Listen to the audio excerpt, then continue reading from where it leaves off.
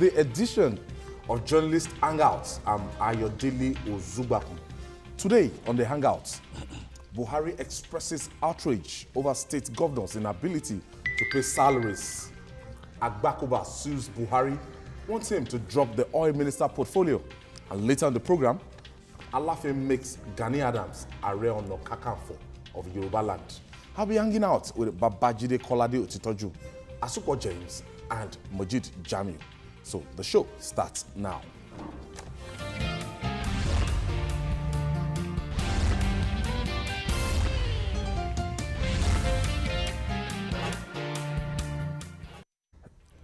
Thank you for joining us once again.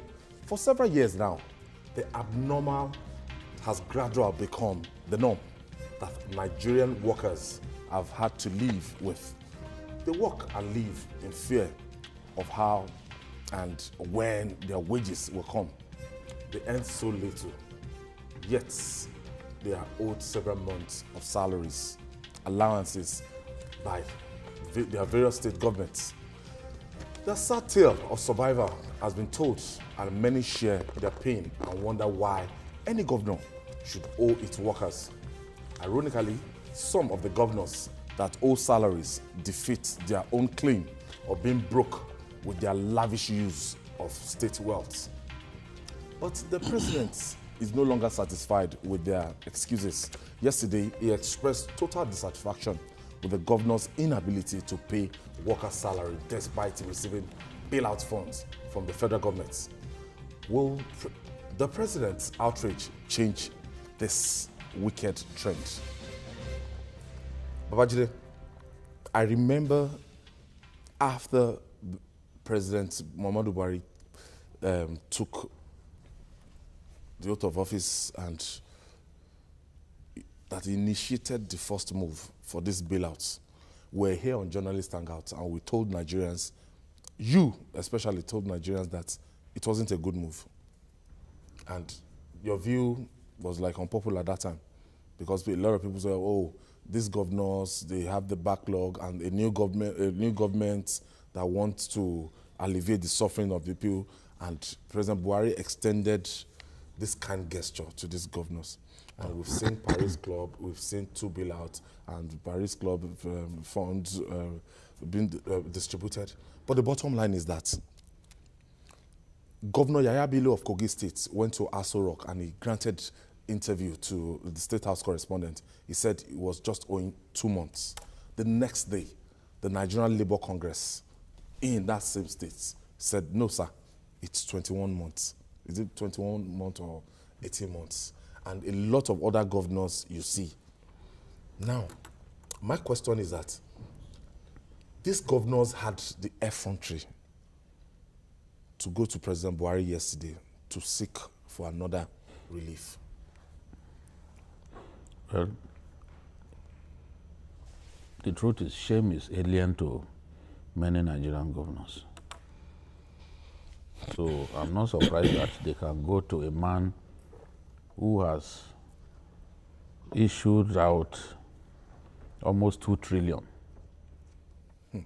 almost 2 trillion in form of bailouts to these governors. I'm not surprised that they've gone back to him. Abdulaziz Yari leads a pack of governors who do not have a care in the world. Because if you actually respect the workers, you will not be doing what you are doing. I said it at that time that it would not work because I know these governors very well. You see, I knew the federal government would not be able to enforce transparency. Once they get the money. I knew. That was why I said it will fail. And I also realized that the first bailout was a little more than 300 billion. And I knew that that first bailout could not even clear the backlog of salaries that some of these governors had to pay. So that was why I said at that time that it would not work. After that, President Buhari created another opportunity through what they call the budget support program.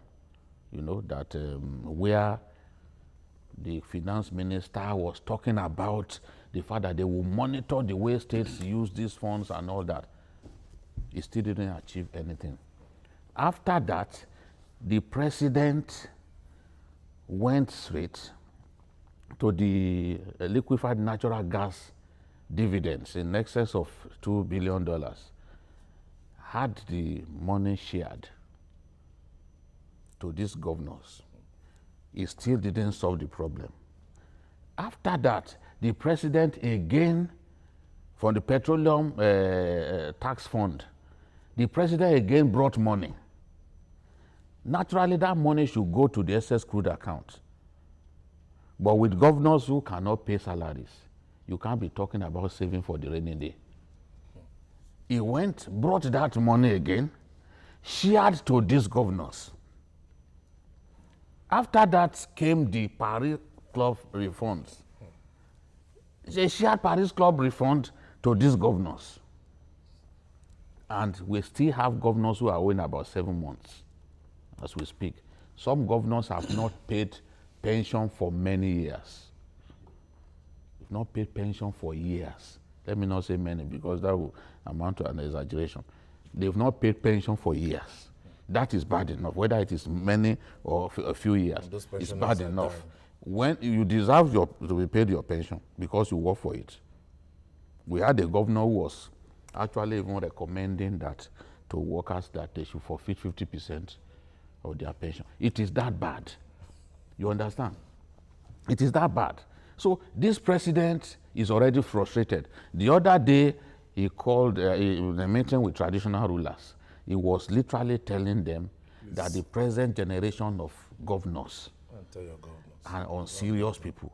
And he was telling them, look, I've done everything that is humanly possible to stop this suffering. He's a president who cannot watch people suffer.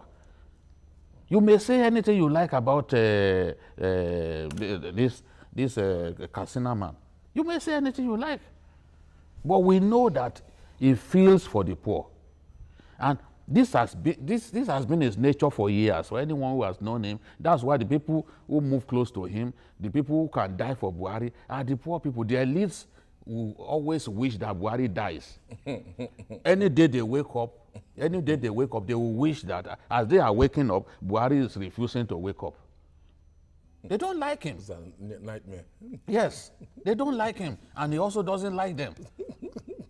So, because the poor people are the people that Buhari cherishes his relationship with them, he doesn't want the poor people to suffer. And the poor, these workers are poor people.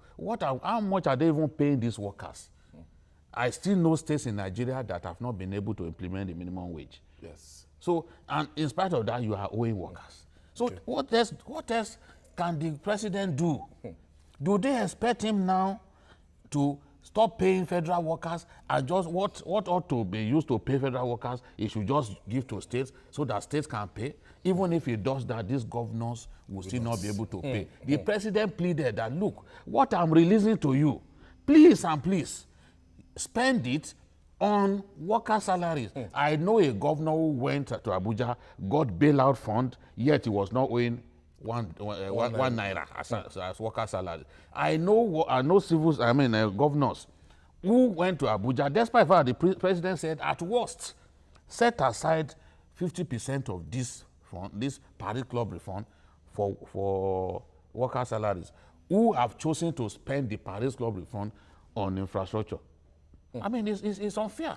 MJ, the president even said as much as, I don't know how you sleep. How will you sleep without paying workers' salary? And when you aggregate what is happening, the reality on ground is that these governors, they are saying it's the economic situation that they've been grappling with this, that is the mess they met with, some of them from their predecessors, that they met it on ground, and some of them, they just, this is their second term.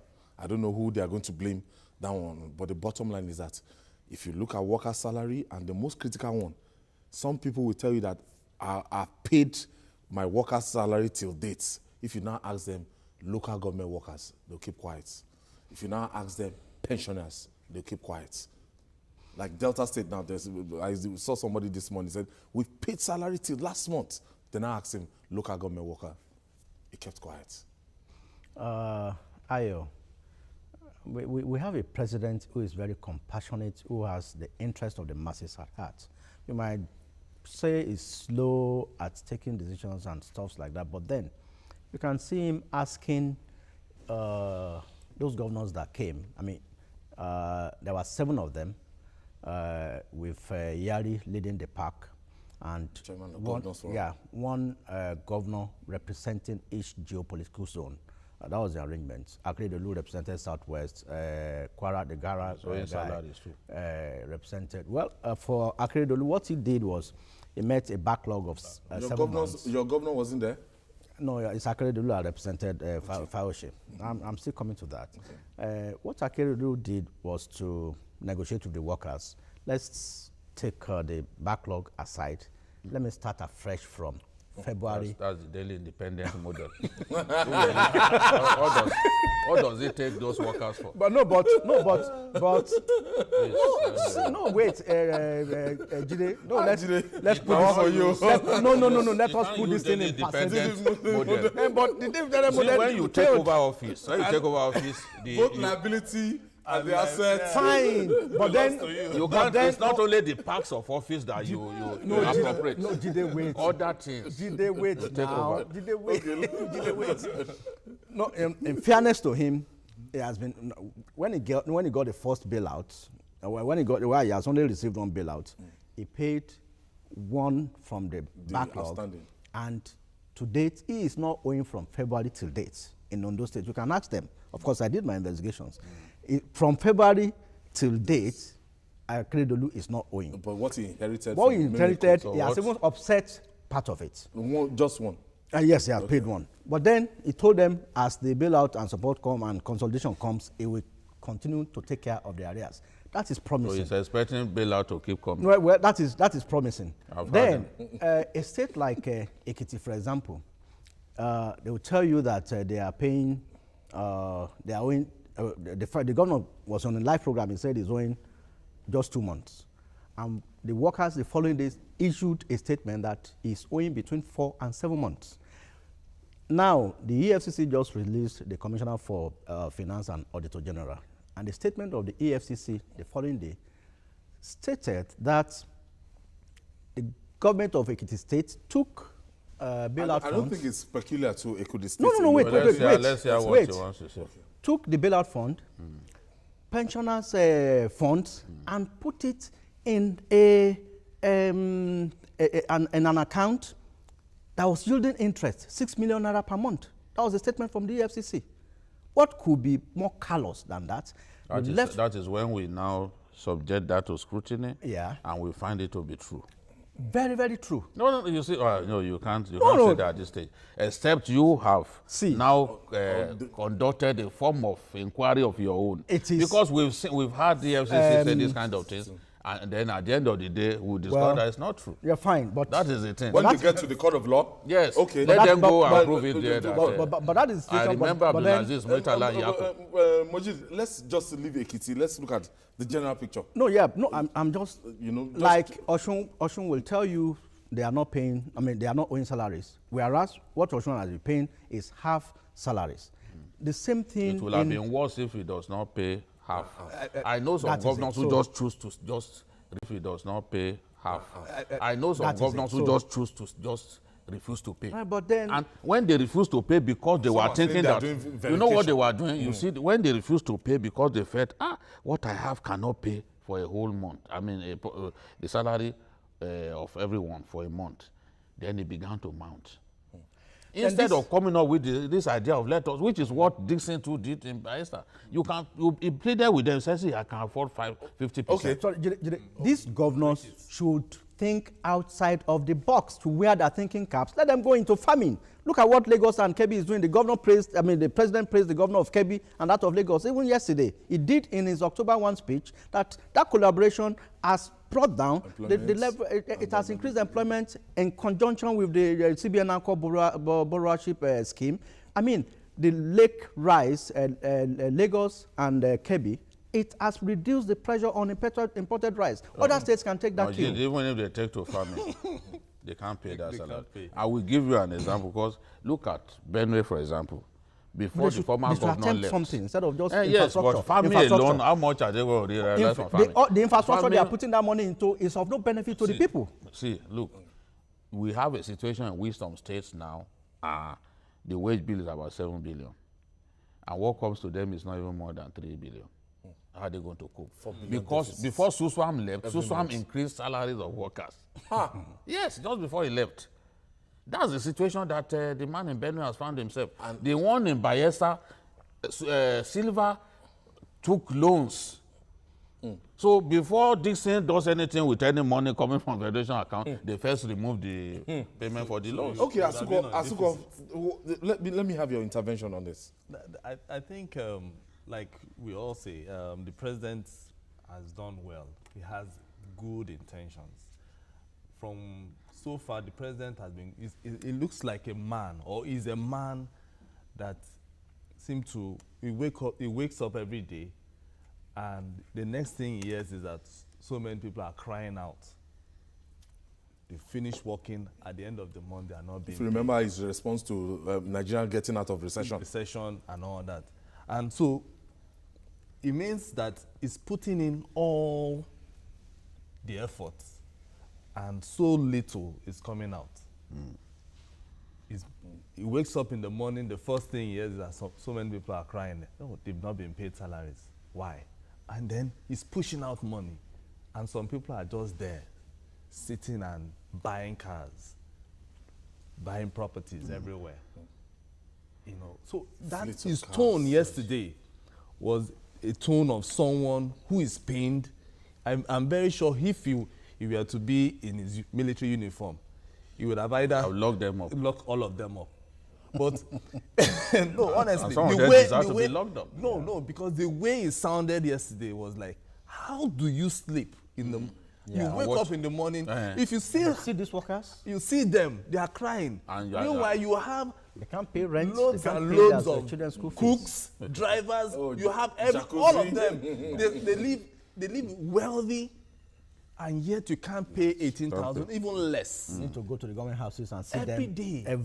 Every meal, breakfast, and lunch and dinner. They live like and they're traveling by charter aircraft. Some of them don't even stay in their states. Yet they collect. They hardly stay in Abuja and Lagos. They hardly stay in their states. Yet they collect this bailout funds. No, but it's understandable for a particular governor. He has wives in 3 different states. So if he spends 2 days here, he moves to Abuja, spends 2 days just to minister to those his 3 wives. So that is the thing. Can you tell us that governor? He shouldn't be with the bailout. He shouldn't be with the bailout. He knows himself. We know your governor. No, I'm not talking about my governor. But your governor I don't even know how many wives my governor has. These days I've decided to shut my mind towards him. A governor that in his state, my governor has 22, the pensioners, there are some pensioners who are being owed 22 months in Kogi State. And you want me to still bother myself about that governor? 22 months. And when the bailout came, the only thing that the people of Kogi saw is SUVs. This American Ford SUVs. Yeah. Was what people saw. The roads in Kogi still remain the worst in Nigeria.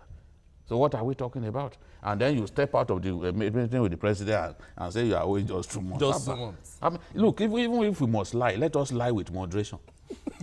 Let's lie with moderation. So maybe he meant 2 months. He wanted to say 2 and 1. 21. Was he misquoted? Maybe. Okay, gentlemen, Mujid. Now, look at this situation. If we continue like this and we look at the effects on workers and the IGR, most of the states, you were talking about thinking out of the box. Yeah.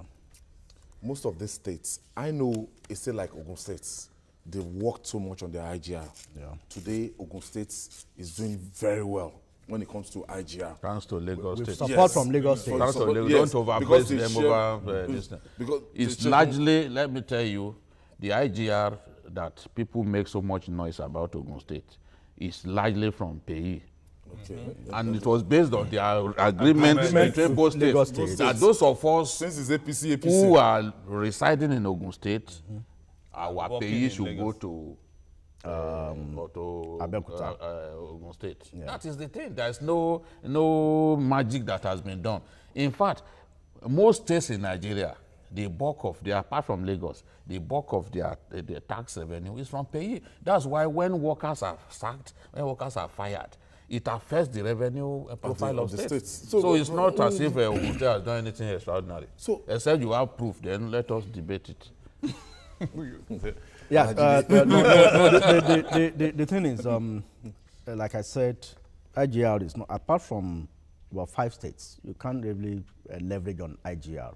Apart from Lagos, which is actually out of the park. The IGR of Lagos is alone. I think somebody said the IGR of Lagos can take together like 25, it's about 32 states. Yeah. Yeah, that's the IGR of Governor Lagos. General. Yes, and that's why it's but then we must also commend the ingenuity of the governors in Lagos, because even with that IGR, if they want to owe salaries, they can still owe salaries. Yeah. Tinubu had opportunity to owe salaries. To owe salaries. When Obasanjo stopped the Nigerian God of impunity, decided to seize local government seize the salary allocation of Lagos State. Lagos State, no, for local governments. It's the local government allocation that is seized. Yes, that's 100 billion. That's accrued to 100 billion. 100 billion. So why did they even seize it at that time? Well, that's because you appear to know more about it. It's local government salary that is seized. So I'm asking just for you to it's Baba Inota that can answer that question. And the jokes apart, I think the governors should not just go there and enjoy the luxury, the perks of office. They should security votes. See, they should embark on projects that are beneficial to the people. See, if we concentrate on supplying foodstuffs alone to Lagos, Lagos consumes. To bring down the prices of. Lagos consumes 3 billion worth of food items on a daily basis. On a daily basis. So if states in the southwest alone just decide to cultivate, let's feed Lagos. Yes, just supply your food items to Lagos. I mean, you can see the cooperation between Lagos and Kebbi. I keep referring to it.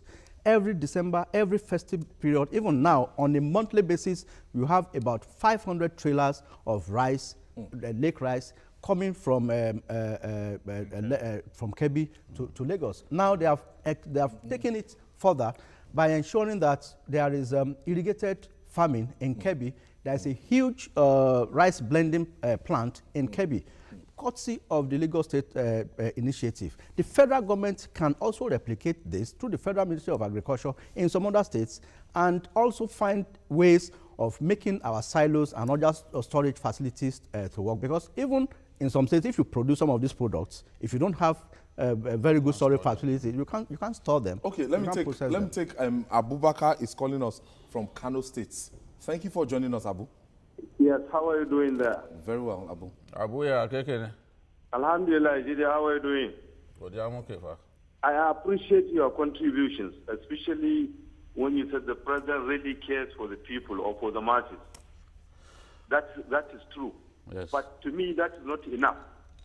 When you give bailout, the first bailout when you give, they have to retire, they have to show what they have done before giving the second bailout. It's just like sending your child to a school. He comes back, he puts the books down without you going through the books to see whether he's doing good or not. So giving the first bailout does not mean that the president should keep quiet. Before he issued the second bailout, they must now tell him what have you done with it. Is it the purposeful issues? Did you pay the salary? If the explanation is satisfactory, then they issue the second bailout. But how many times has this particular bailout have been given to these states, and they do not do anything? And I am sure I agree with them, Mr. Gili, that if given another bailout, they will do the same. Thank you. So the best thing for him was to monitor. Okay, I thank you, it's correct. All right, rounding off on this, yes, because I think that is what the federal government would have done. they would have sought for how the details of how the previous bailout was spent, the number of the salaries that were paid, the details of the workers that were paid before issuing out another bailout fund. Because now, because bailout is just like a gift. It's not like the excess crude fund that we just give, and then if not, they will just sue the federal government. Is it a gift? No, it's not a gift. It's a loan. It's a loan, but when it comes to the full interest. No. It is the Paris. It is the Paris Club fund that is a gift. Yes. But the bailout and the budget support fund are like facilities that they pay back. Flexible. Yeah, You know, What I'm even trying to say is just, you know, because I know that, okay, they can't sue the federal government because of that. Yeah, sure. You understand? It's like a cushioning effect. Unlike the excess crude fund that is already written in black and white in the Constitution. You know, but if be that as it may, I also want to look at the NLC. What has been the role of the NLC? I know there was a time that you were saying name and shame. They happen to be a Most of them have compromised. They have seriously compromised. So all the state chapters, whereby these the salaries have not been paid, We don't have union what is again. wrong? All What is right. wrong? They should be going on strike. We have to move on. Coming up on Journalists Hangout, Agbakuba sues Buhari, wants him to drop oil minister portfolio. Details shortly. Stay with us. Welcome back. There's no doubt that the NNPC rots and stinks of corruption. In fact, it is best known by many as corruption seats of the nation. Before now, it served mostly as the ATM of a few politicians and their cronies rather than the wealth bank of the nation. Many called for a state of emergency in the sector because of its apparent decay. So when President Muhammadu Buhari appointed himself as the Minister of Petroleum in 2015, it was welcomed by most Nigerians considering his integrity ratings. But the latest scandal that has rocked the corporation for the past weeks and the president's long silence brought his integrity under public scrutiny. Now, former president of the Nigerian Bar Association, Olisa Agbakuba, has asked the court to sack President Buhari as a petroleum minister. Does Agbakuba have the locus standi? Does he have a point that he's trying to prove? Jide? Yeah. Olisa Agbakuba, 2 weeks ago, or last week, actually went to court to challenge the composition of the NNPC board because he said it fell short of recommendation of the federal character. And when you look at the way the names that pops up when that board was formed, so he has got that one is pending in court. More so, he's saying that, Mr. President, no, it is wrong. Since you didn't go through the National Assembly, since you are the president, since you weren't screened for this position, for that fact that Olusegun Obasanjo introduced this in 1999 does not make it right. If you remember, Olusegun Obasanjo was sometimes he would put Funsho Olukun there, sometimes it was Gayos Obaseki, and another time Edmond Dakuru, but he was the one supervising it, but the GMD of NNPC, they were the one reporting to him directly. We never had petroleum minister. It was a dual position. Now, President Buhari has taken, that same lane. So, do you think Olisa Agbakuba is on a wild goose chase? I think he's going to lose the case. From all checks that I have made, I think he's going to lose this case. I will go for exactly what Femi Falana-San suggested, which was what we suggested, that the president should on his own give up that position. Taking him to court will not achieve the aim because Agbakuba will lose. You see, Section 5, subsection 1 of the Constitution says, subject to the provisions of this Constitution, the executive powers of the Federation shall be vested in the President and may subject, as aforesaid, and to the provisions of any law made by the National Assembly, be exercised by him either directly or through the Vice President and Ministers of the Government of the Federation, or officers in the public service. So what this is saying is that the president can delegate. When the law says that the executive powers of the federation have been given to him, it means that he can occupy any of those positions, apart from the Attorney General, the position of Attorney General of the Federation. Which was mentioned in the Constitution. There is no ministerial position that the Constitution recognizes. So the president can choose to exercise that position. To be a finance minister. Or delegate. You cannot take a man to court, for example, because he refused to delegate. When the same Constitution vests in him, has vested in him the executive powers.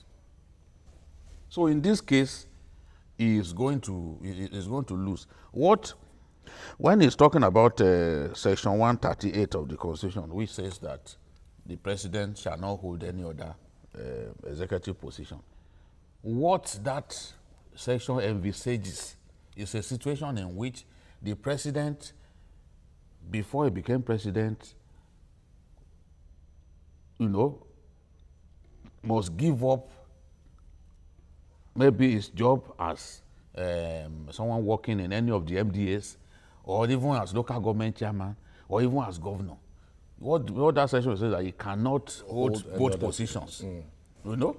So laws are subject to interpretation. It can easily be interpreted that is what that provision, the section 138 envisages, that so that the president cannot, as president, hold on to positions like maybe chairman of a local government, executive secretary in one of the MDAs and all that, and still be president. But I also did not hear the president announce himself officially as Minister of Petroleum. So if he never announced himself as Minister of Petroleum, really, did you hear at any time that the president publicly said, I'm the Minister of Petroleum? I thought during the inauguration, the Federal Executive Council. The inauguration, right? When you are sure of that? I can't. There was no announcement. The only announcement was that. If he did not announce it, Ibe Kashuku was announced as Minister of State. So if he didn't announce himself, that position is not. If he didn't announce himself, the case will be dismissed. Because you cannot, if a man didn't say, "Oh, I'm the Minister of Petroleum," and you file a case in court purporting that he is the Minister of Petroleum, that case is dead on arrival. That means you'll be called busybody.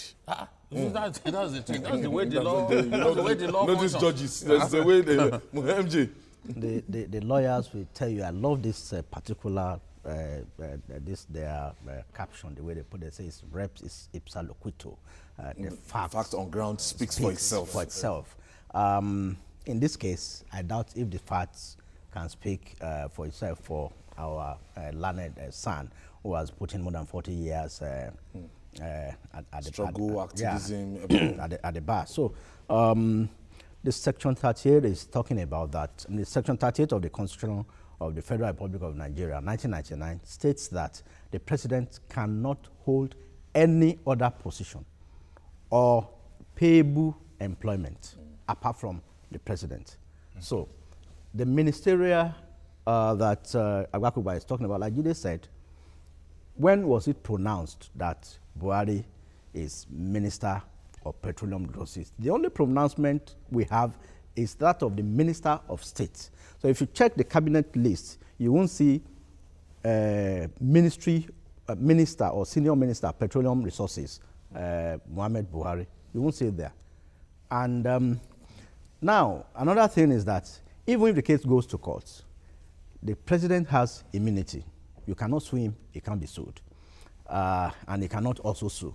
Now, but it was clever by joining the Attorney General Minister of Justice, Malami, as the respondent in this suit.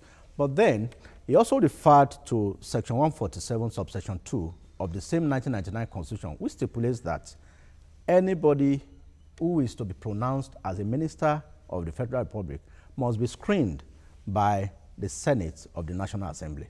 That's what that section says. But then, like Jide also said, when was the name of Muhammadu Buhari, the president, put forward as a minister? Or when was he pronounced as minister for the Ministry of we are just assuming that because it happened during the Obasanjo era, where we had a minister of state, and Obasanjo was acting as the substantive minister. Because I don't. Okay, Obedience is calling us. Good evening, sir. Good evening, Obedience. Thank you for joining us. Enlightenment and program. All right. Today is my first time to call in. Okay. Welcome. You're welcome. I want to contribute. Okay, go ahead, Obedience. I notice the problem we have in our country is selfishness.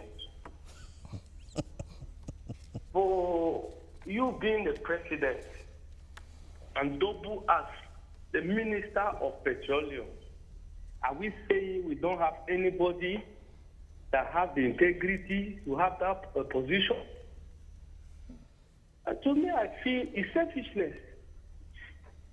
So my contribution here, please, usually of course, the president should give out that position because someone can handle that position, capable to handle this position.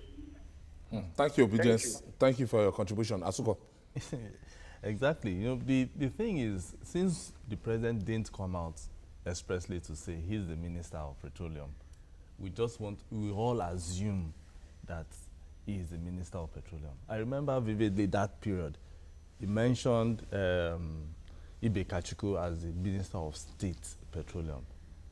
And then everywhere was just, okay, who is going to be the Minister for Petroleum? But eventually, he didn't mention.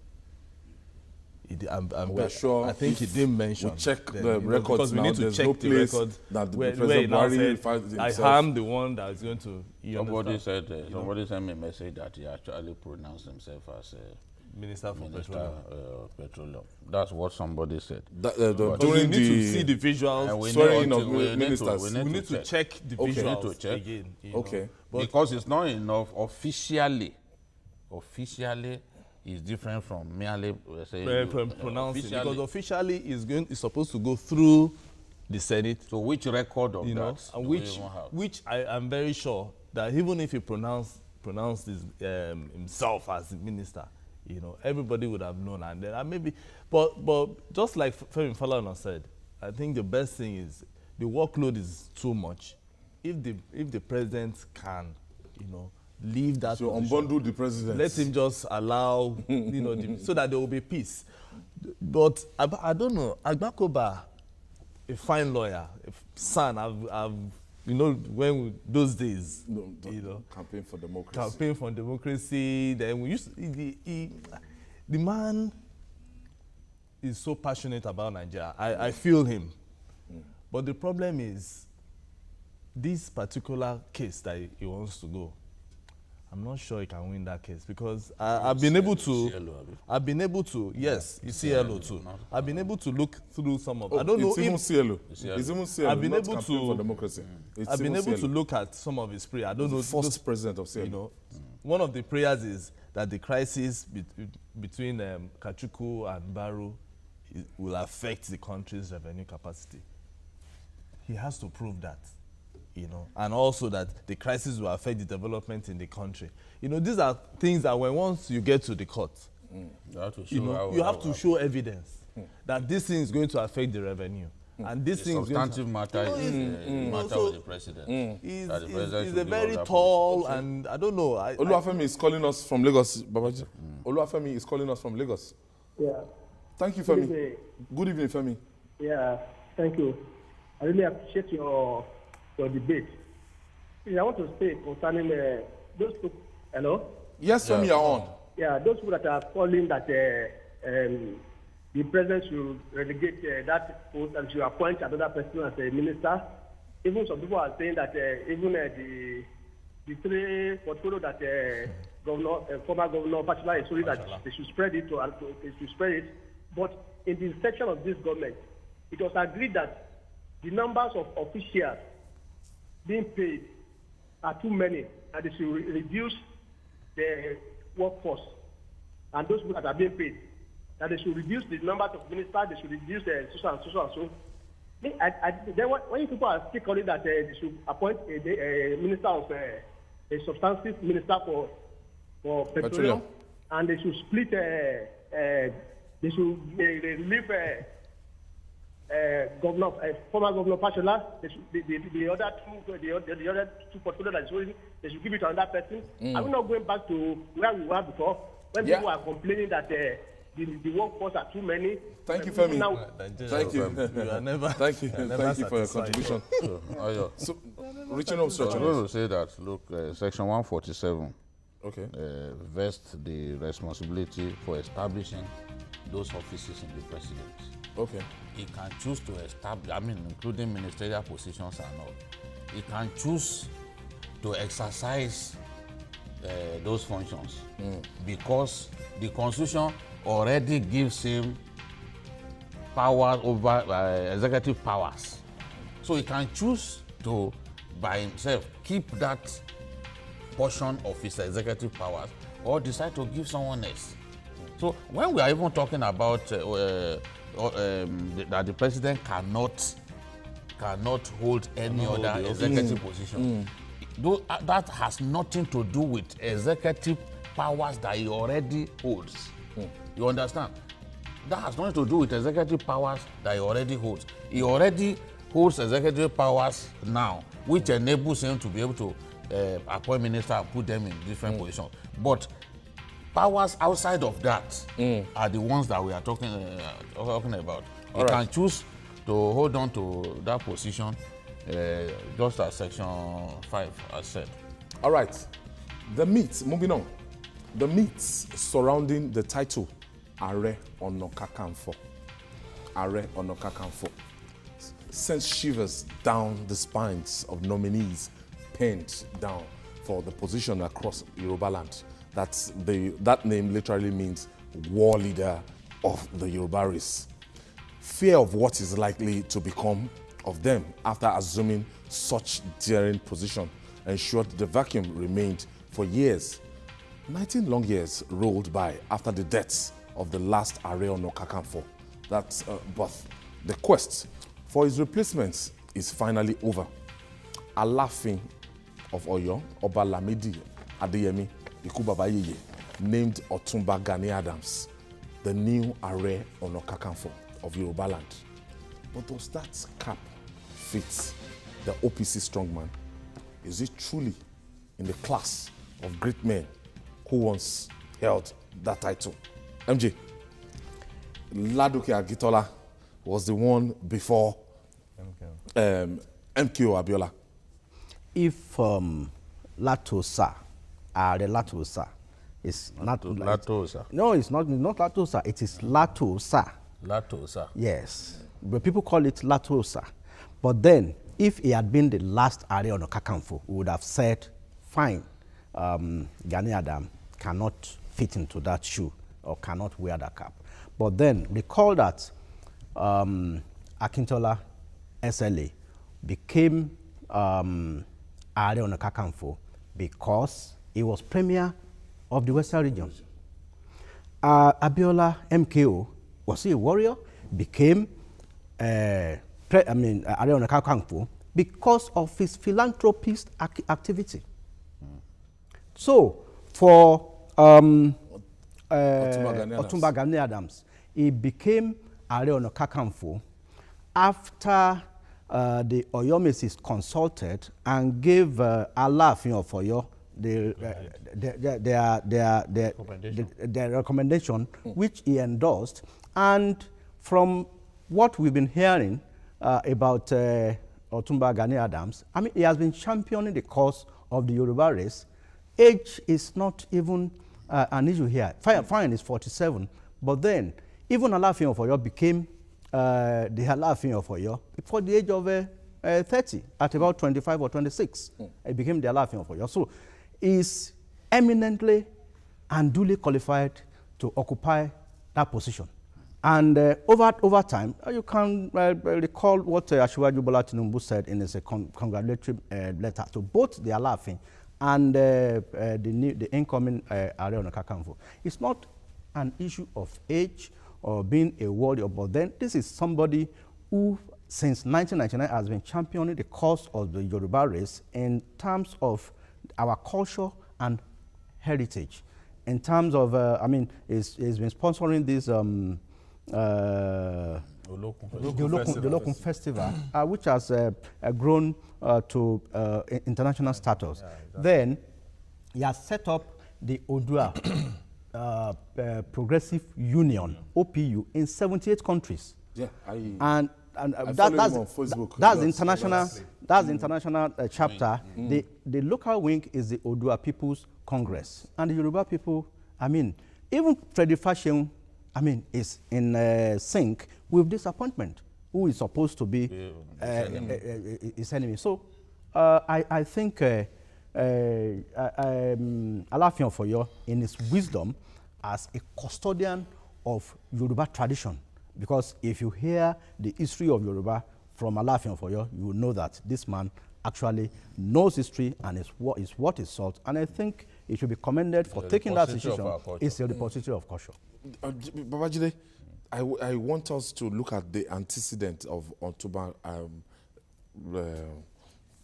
Gani Adams. How did he get here? And a lot of people just look at yesterday before that it was just a product of the post-June 12 crisis. Yes. Yes, of course, even Freddy Fashion became popular in the aftermath of the June 12 crisis. And Gani Adams has paid his dues. No doubt about it. I've read some ridiculous stuff on Facebook. Some of it by people who are not Yorubas, who are trying to determine for Yorubas. More Catholic than the Pope. You see, people who are not Yorubas asking questions about a title that they know nothing about. These is the Akikonjus, the warriors. And you can't tell me that in this modern age that Gani Adams has not shown that he's a warrior. Even look at even this case in Ikorodu. These boys murdering people at night. The police had to invite him. They had to invite him. And the moment, you know, we challenged him here. On this program, we challenged Gani Adams that he should wade into that crisis. The Bado. Yes. And within 48 hours, the police reached out to him, and Gani Adams and his boys went to Ikorodu. And since that time, this whole thing has died down. So, and let's not even forget, around 1999, 2000, when armed robbery became such a big problem in Lagos. So streets Gani by streets, Gani Adams faction of the OPC was giving Lagos Southwest death with the problem. Security. So this guy has been a good representative of the Yoruba people. If you remember, if they mention OPC now, it's synonymous with security. Yes. Go and take OPC. Go and call OPC. Any streets. Yes. We have two OPC. People restore the pride. You see, in the past, when they look at the Yoruba one, they will say they are cowards. Gani Adams, in Lagos especially, showed that the Yoruba people can actually be very courageous. So that you can no longer say, so Yorubas, they run away from fight, they are cowards. It showed that that is not true. You know, I am not preaching violence, but you can see that where violence as represented by drug addicts, as represented by armed robbers, became a problem in this part of the country, Gani Adams stepped forward to be counted, and his boys put down the problem at that time. So the Ààrẹ Ọ̀nà Kakanfò title, there is nowhere it is written that it has to be someone from a wealthy family, that you must be above 60 years, that you must be above 70 years, that you must be a billionaire. It is for so many people who are there who could have taken this position. A lot of them are very devoted Muslims, very devoted Christians. The rights that should go with the installation of an Ààrẹ Ọ̀nà Kakanfò, many of them are not even qualified. Many of the people that the critics on Facebook and other places would want to take this title are not even qualified to go through those rights. So they can't say that Gani, who has shown himself to be a repository of our culture, to be a cultural ambassador of Nigeria, of the Yoruba race, is not fit to occupy this position. Who told them, that, who made them a judge in this matter? This is not a reality show. It's not a reality show where some judges will sit down and say, oh, faculty, what is your view? and it is not a position where you need to go and vote or no, honestly, I think bribe anybody. I think it's just at the prerogative of Ikubabayi. Yeah. You see the thing, another thing that people were saying, oh, that I saw one ridiculous post on Facebook that someone said, oh, he took the Yorubas to the PDP. That and I said, look, even when you look at the 2015 election, the Yorubas were divided. Yes. Yeah. So it wasn't as if the APC had an overwhelming... No. Look, even in Ogun State here, and even Lagos, what is the margin of the victory? That is it. What is the margin of the victory? In both states, there is no... I think even Lagos was around 120,000. About 150,000. Around 150 or so. Difference. And in Ogun State, a little over 100 too. If it was, yes, around a little over 100. So it showed that there was balance. Some of our people wanted PDP. Some of our people wanted APC. So if Gani on his own chose to support the PDP, how does that disqualify him from a traditional title that has nothing to do with politics? Even supported Jonathan because he promised Jonathan 6 million votes. But then we knew what happened. There was this pipeline issue, but the young man was smart enough. But I don't think He right has now the right to he has belong to risen. any party. Yes, That is it. but right now I think he would have risen above partisan No, politics. even he said he made a statement while accepting this offer. He said this new title will moderate his radicalism, which is very key.